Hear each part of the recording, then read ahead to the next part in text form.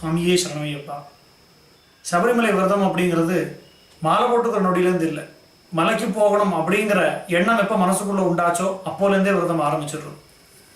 ஒரு தகுந்த குருநாதனை பார்த்து அவர்கிட்ட நம்மளை சரணாகதி பண்ணி என்னை மலைக்கு நீங்கள் அழைச்சின்னு போனோம்னு அவர்கிட்ட உத்தரவு வாங்கி தன்னுடைய தாய் தகப்பனார் இடத்துல மலைக்கு போகிறதுக்கு உத்தரவு பெற்று, கல்யாணமாக இருந்தால் மனைவிகிட்டையும் உத்தரவு பெற்றதுக்கு அப்புறம் தான் சபரிமலை யாத்திரைக்கு ஒருத்தன் தயாராகும்.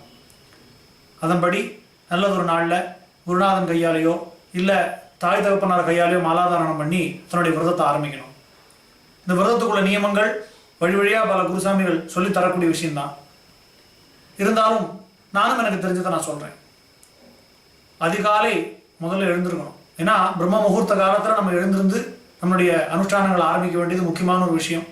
உடம்புக்கு சுகம் கொடுக்கக்கூடிய எந்த விஷயத்தையும் அறவே ஒதுக்கி வைக்கணும். அந்த விரத காலத்தில் அதிகாலையில் எழுந்து பச்சை தண்ணியில் குளித்து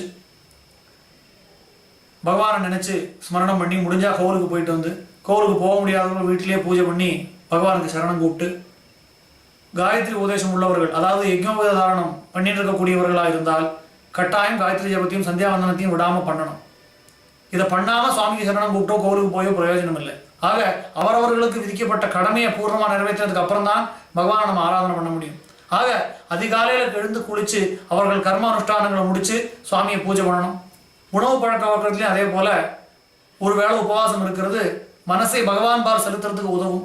அதே போல் புலால் உணவு, மனசுக்கு தாமசமான எண்ணங்களை உண்டு பண்ணக்கூடிய அதிக காரமான உணவு, மாംச உணவு, அதே போல் பூண்டு வெங்காயம் முதலான தாமச உணவுகளை எல்லாம் தவிர்த்து சாத்வீகமான ஆகாரங்களையும் முடிஞ்ச அளவுக்கு பிரசாதங்களை மட்டுமே சாப்பிட்டு இருந்தோம்னா மனசு பகவான் பக்கத்தில் போய் இருக்கக்கூடிய ஒரு வாய்ப்பு அமையறதை நம்ம பார்ப்போம்.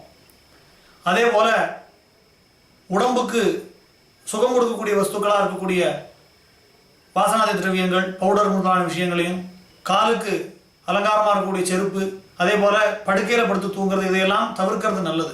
வெறும் தரையில் இல்லை உடம்பு ஒத்துழைக்காத பட்சத்தில் பாயோ இல்லை துணியையோ விரித்து தலைக்கும் கூடுமான வரைக்கும் தலகாணி வைக்காமல் கையையோ இல்லை மணப்பலகையோ வச்சு உடம்ப ஒரு காட்டு வாழ்க்கைக்கு தயார்படுத்திக்கக்கூடிய ஒரு நிலைமையில நம்ம விரத காலத்தில் அனுஷ்டானத்தை வச்சுக்கணும். அதே போல் மனசை கேளிக்கை விஷயங்களில் செலுத்தாமல், சினிமா பார்க்குறேன், நாடகம் பார்க்குறேன், டிவி பார்க்குறேங்கிற விஷயங்களில் மனசை செலுத்தாமல் கூடுமான வரைக்கும் பகவானை நினைக்கக்கூடிய விஷயங்கள், அவனை பற்றின புத்தகங்கள் படிக்கிறதோ, அவனை பற்றின பஜனைகள் கேட்கறதோ, பஜனைகள் பாடுறதோ, பூஜைகள் பண்ணுறதோ, இது மாதிரியான விஷயங்களை மனசை செலுத்தணும். ஏன்னா மனசு ஒரு நிமிஷம் கெட்டு போச்சு அப்படின்னா மொத்த விரதமும் பிரயோஜனம் இல்லாமல் போயிடும். மனசை கூடுமான வரைக்கும் பகவான் பால் செலுத்தணும். வெளியில் பார்க்கக்கூடிய எந்த விஷயத்தினாலையும் நம்மளுடைய மனசு கெட்டு போகலாம். அதனால பூர்ணமாக மனசை பகவான் பால் செலுத்துறதுக்குள்ள வழியில் நம்மளுடைய வாழ்க்கை முறையை நம்ம அமைச்சுக்கணும். இந்த விரத காலத்தில் ஒரு பொழுது உபவாசம், அதே போல் முடி வெட்டுறது, தாடி மீசியை ஷேவ் பண்ணுறதும் அறவே தவிர்க்கப்பட வேண்டிய விஷயம். ஏன்னா நமக்கு அலங்காரமாக இருக்கக்கூடிய வஸ்துக்களை நம்ம அறவே தவிர்க்கணும். அதே சமயம் இந்த தாடி வளர்க்குறது அப்படிங்கிறது இந்த ஒரு காரணத்துக்காக மட்டும் இல்லாமல் தீட்சை அப்படின்னு பேர் இந்த தாடிக்கு. நம்ம எடுத்துட்டு இருக்க காரியத்தை தீவிரமாக முடிக்கிற வரை நான் முனைப்போடு இருப்பேன் அப்படின்னு காட்டக்கூடிய ஒரு விஷயத்துக்கு தீட்சை எடுத்துட்டு இருக்கேன் அப்படின்னு அர்த்தம். ஆக இந்த சபரிமலையோட யாத்திரை நிர்விக்ரமாக பூர்த்தியாகி பகவானுக்கு என்னுடைய அபிஷேகத்தை பண்ணி நான் திரும்பி வருவேன் அப்படிங்கிற தீர்மானமாக இருக்கிற வரைக்கும் அது வரைக்கும் என்னுடைய முடிய வெட்டுறதோ இல்லை தாடி மீசி எடுக்கிறதோ இல்லாமல் இருக்கிறது. இதுக்கு தான் தீட்சை அப்படின்னு பேர். தீட்சை வச்சுக்கிறது அப்படின்னாலே தாடி வளர்க்குறதுன்னு தான் அர்த்தம்.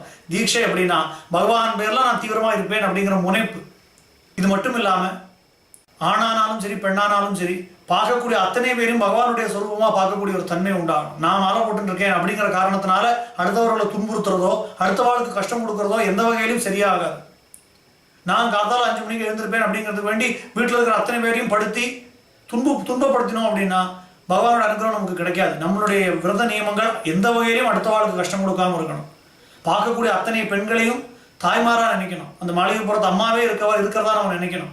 அதே போல பார்க்கக்கூடிய அத்தனை ஆண்களையும் சாட்சாத் ஐயப்பனுடைய சொரூபமா நினைக்கணும். வாயில எந்நேரமும் சுவாமி சரணம்ங்கிற அந்த வாக்கு வரணும். ஏதோ வாய் வார்த்தையா இல்லாம அதை உணர்ந்து சொல்லக்கூடிய வார்த்தையா இருக்கணும். பார்க்குற அத்தனை பேரும் ஐயப்பனாகவும் மாளிகைப்புறமாகவும் நம்ம நினைக்க ஆரம்பிச்சிட்டோம் அப்படின்னா மனசு பகவானை நோக்கி செல்லக்கூடிய அந்த பாதை செப்பனிடப்படும். கொஞ்சம் கொஞ்சமா நம்ம பகவானை நெருங்க ஆரம்பிச்சுடுவோம். அதே போல எந்த விதமான கெட்ட எண்ணமும் மனசுக்குள்ள இல்லாதபடி, யாருக்கும் கெடுதல் நினைக்காதபடி மனசுக்குள்ள ஐயப்பன் அப்படிங்கிற ஒரு சிந்தனை மட்டுமே இருக்கணும். அதுதான் பகவான் தத்துவமசின்னு சொல்லக்கூடிய விஷயம். பார்க்கக்கூடிய அத்தனை பேரும் ஐயப்பனா இருக்கக்கூடிய ஒரு தன்மை. நம்ம சுவாமி சாமின்னு கூப்பிடுறது வெறும் வாய் வார்த்தையா இல்லாம அத்தனை பேரும் அத்தனை வஸ்துக்களும் கண்ணில் தென்படக்கூடிய அத்தனை விஷயங்களும் ஐயப்பனுடைய வடிவமா நம்ம பார்க்கணும். இப்படி நம்மளுடைய வாழ்க்கை முறையவே அந்த 2 மாசமும் பகவானுக்காக அர்ப்பணிக்கணும். 10 மாதம் நமக்காக வாழறோம், அந்த 2 மாதம் பகவானுக்காக வாழணும். இப்படி நம்மளுடைய வாழ்க்கை முறையை பகவானுக்காக மாற்றி அமைக்கணும். இப்படி பண்ணினோம் அப்படின்னா